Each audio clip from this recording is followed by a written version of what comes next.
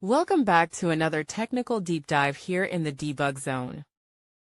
Today we're tackling a big question and breaking it down with insights from other users. Hopefully this clears up some misconceptions and helps you get the answer you need.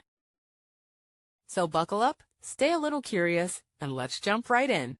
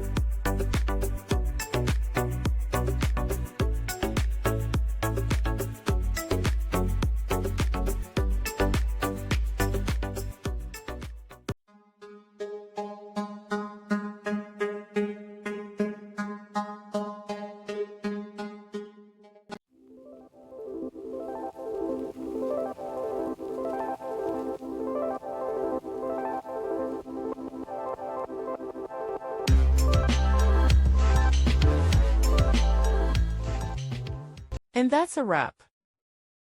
I hope you found the answer you were looking for.